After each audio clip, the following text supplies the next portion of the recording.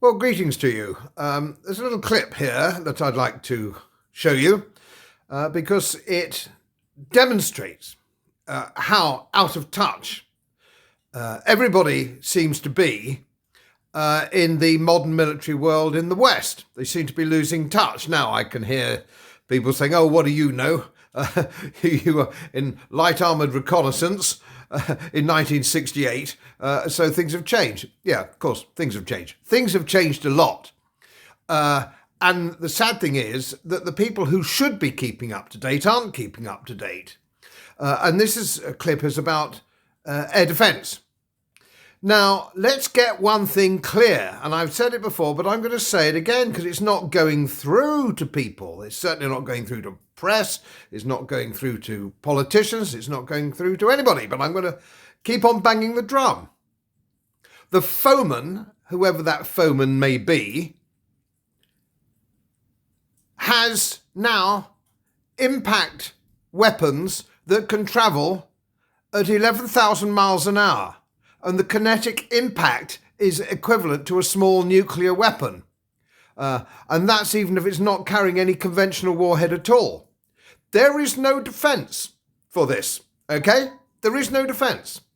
So there's no point in this sort of clip saying we need to spend 1.25 or 2.5% of our GDP on defence, and we need to expand defence, and we need to do this, that and the other. It doesn't make the slightest bit of bloody difference. There's nothing we can do, which the Israelis are beginning to find out with their Iron Dome, which the Houthis, of all people, have now penetrated with these kind of missiles. The aircraft carrier Harry S. Truman has had to withdraw in the Red Sea to get out of range of these weapons, and that is the most sophisticated warship probably on the face of the earth and in history. With all its electronic gizmos and its protection and so on and so forth. They've had to withdraw because the Houthis could sink it. The bloody Houthis. What happens if the Iranians or the Russians or everybody else decides to start using this kind of stuff on our island, which cannot be defended against? And we continue to have MI6 in league with the CIA poking the bear all the time over the gangsters supporting all these sort of people that the CIA likes to support and has done historically globally. There's nothing we can do. The best way of keeping our island safe and our families safe is to promote peace. Don't let's have any unnecessary wars. Now, I'm not a pacifist. If you invade this country, I believe that we should have strong defence, we should have strong army and strong navy and strong air force to deter people actually invading this country. But I do not want to provoke an unnecessary war with the potential foeman who has weapons now of which we can do nothing to defend ourselves. I would dismantle some of these people in MI6 who keep provoking this. We had an editorial from the Times newspaper, one of the leading newspapers still in this country, endorsed, of course, as always, by the Daily Telegraph, which is now run by Boris Johnson, who's a warmonger. So we've got these problems that when we connived at the murder of a Russian general in Moscow, which is seriously escalating the situation, which isn't within the rules of war, and even the Americans said wasn't the right thing to do, we seem to have a CIA and MI6 which has gone rogue. Now, those editorials endorsed it. They said, well, that's tough shit. Now, that's just going to annoy everybody, and it makes the whole concept of war escalated.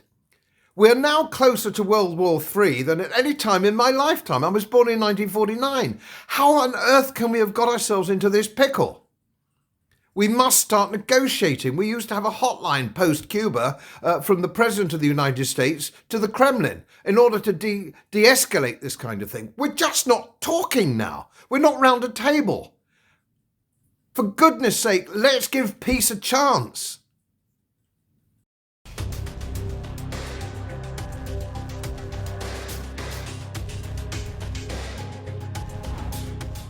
Britain's defence readiness is teetering on the edge of an alarming new reality. Within the next 15 years, ballistic missiles could strike anywhere on its soil.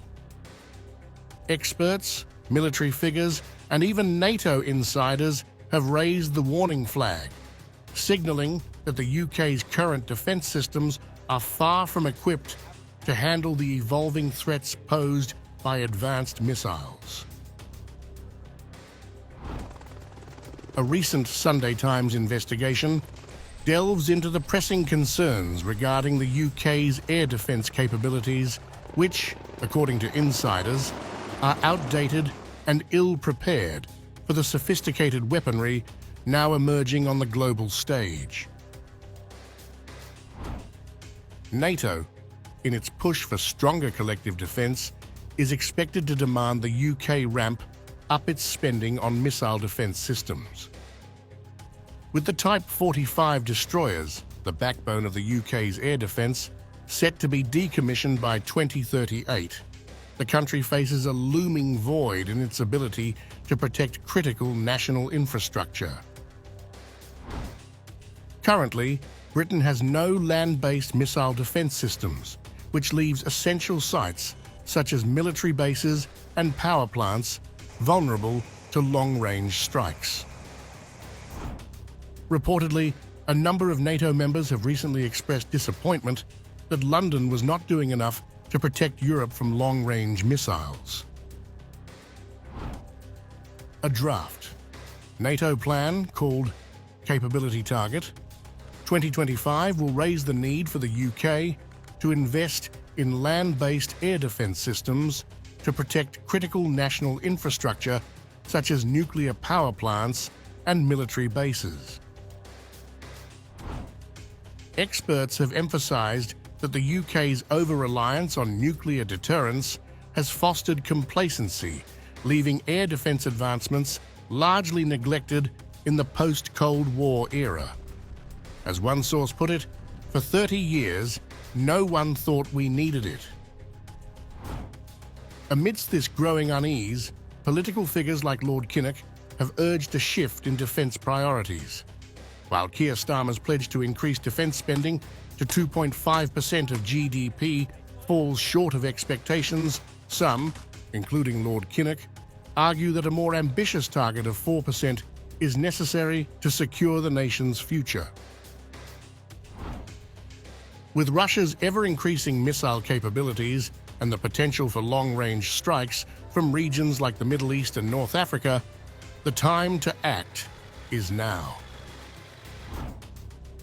As NATO plans to formally request these defence upgrades in 2025, the UK's path forward seems clear. Modernise its missile defence systems or face an uncertain future in which the threat of attack could come from any corner of the globe. It remains to be seen whether London will heed the growing chorus of alarm bells ringing across the alliance.